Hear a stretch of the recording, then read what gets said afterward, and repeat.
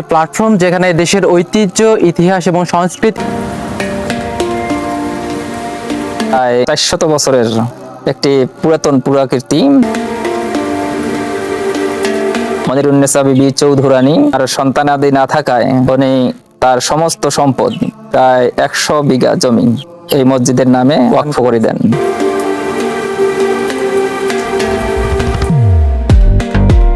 আচ্ছা, মসজিদের সামনে আমরা একটি কবরস্থান দেখতে পাচ্ছি।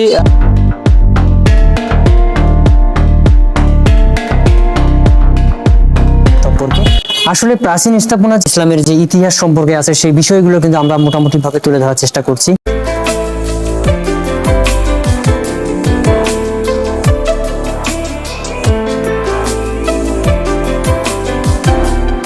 400 বছরের প্রাচীন একটি স্থাপনা, যেটি রংপুরের কাছেই অবস্থিত। অনেকেই হয়তোবা জানেন, অনেকেই জানেন না। সেই জায়গাটি আপনাদেরকে আজকে আমরা ঘুরে দেখবো এবং আপনাদেরকে ঘুরে দেখানোর চেষ্টা করব এবং বিস্তারিত তথ্য তুলে ধরার চেষ্টা করব। রংপুরের মিঠাপুকুর উপজেলার ভাগ্নি ইউনিয়নের 400 বছরের পুরাতন ঐতিহ্যবাহী ভাগ্নি জামে মসজিদ এটি। সুন্দর একটি দৃষ্টিনন্দন মসজিদ স্থাপনা, আসলে যে কারো মন নজর কাড়ে নেবে এমন একটি স্থাপনা। এখানে দূর দূরান্ত থেকে বিভিন্ন মানুষজন এক নজর দেখার জন্য চলে আসে শুধুমাত্র এই ভাগ্নি জামে মসজিদটি দেখার জন্য, যেটি ইতিহাসের সাক্ষী হিসেবে এখনো কিন্তু এটি দাঁড়িয়ে রয়েছে। আমরা শুরুতেই এই স্থাপনার চারপাশ ঘুরে ঘুরে দেখছিলাম, সামন পিছন এবং চারদিক আপনাদেরকেও দেখানোর চেষ্টা করছি।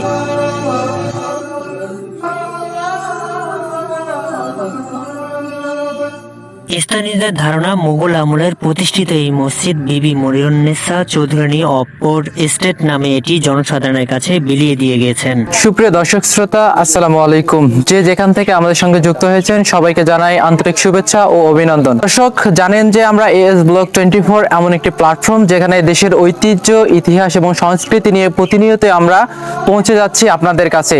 এর ব্যতিক্রম নয়, আমরা আজ এসেছি রংপুর জেলার মিঠাপুকুর উপজেলার ভাগ্নি ইউনিয়নে। যে জায়গাটিতে আছি এটি হচ্ছে ভাগ্নি মসজিদ। এই স্থাপনাটি দূর থেকে যতটা সুন্দর, কাছে গেলে এর সৌন্দর্য আরো অনেক গুণ বেড়ে যায়। এই মসজিদকে কেন্দ্র করে আশপাশে অনেক জমি রয়েছে।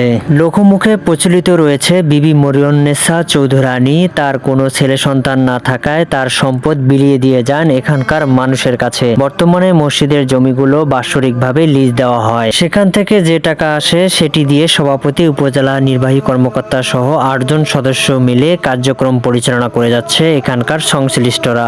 এটি 48 গম্বুজ বিশিষ্ট মসজিদ স্থাপনা। পুকুর ছোট বড় মিলে 60টি, জমি রয়েছে 25 একর। এছাড়াও আরো জানা যায় লোকমুখে কথা 45 একর পর্যন্ত জমি রয়েছে এই মসজিদকে কেন্দ্র করে। এই স্থাপনার ভিতর ও বাহির দেখার পাশাপাশি চলুন এবার শুনি এই মসজিদের দায়িত্বে থাকা ইমাম ও খতিবের কাছ থেকে বিস্তারিত জানার চেষ্টা করি। আমি অত্র মসজিদের ইমাম এবং খতিব দুটি দায়িত্বেই রয়েছে।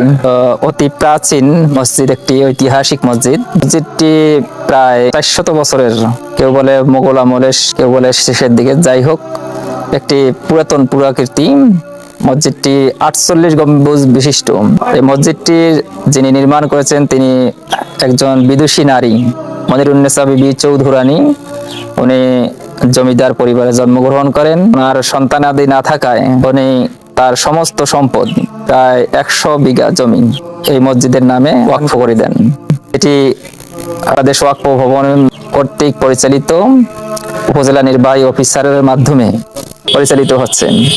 মসজিদটির পুকুর রয়েছে বড় ছোট মিলে 60টি, জমি আছে বিভিন্ন জায়গায় 25 একরের মতো। কেউ কেউ বলে যে এর থেকেও বেশি আছে আর কি, 45 একর। বিভিন্ন জায়গায় বংশ পরস্পরায় আপনার সিরাজগঞ্জ, তারপর গাইবান্ধা, রংপুর, বগুড়া, বিভিন্ন জায়গায় রয়েছে আর কি। মসজিদটি এই 2020 সালের শুরুর দিকে অত্র মসজিদের মোতোয়াল্লি জনাব মামুন ভূঁইয়া, উপজেলা নির্বাহী অফিসার, মিঠাপুকুর, রংপুর, স্যারের মাধ্যমে অত্র মসজিদটি পুনরায় সংস্কার করা হয়। চতুর্দিকে বাউন্ডারি ওয়াল দেওয়া হয়, তারপর একটি মার্কেট করা হয় বাজারে। এছাড়াও পুকুর, তারপর আপনার বাউন্ডারি ওয়াল সহ বিভিন্ন ধরনের কার্যক্রম হাতে নেওয়া আছে। আবার কিছু কাজ দেওয়া আছে উপজেলা নির্বাহী অফিসার স্যারের কাছে, মোতাল্লি মহোদয়ের কাছে। ইনশাল্লাহ অতি শীঘ্রই আরো ভালো ভালো কাজ হবে আর কি। এই মসজিদটি সম্পর্কে যারা জানতে আসতেছে বা যারা বিভিন্ন জায়গা থেকে এখানে ঘুরতে আসছে, তাদের কি এই মসজিদের ইতিহাস সম্পর্কে জানার কোনো আপনাদের কাছে কোনো মাধ্যম আছে কিনা? আমাদের কাছে একটা শিলালিপি ছিল, সেই শিলালিপিটি আমাদের অন্যভাবে আর কি এটা আমাদের হাতের বাহিরে চলে যায়, যার কারণে আমরা এই শিলালিপিটি আমরা আর পাই না।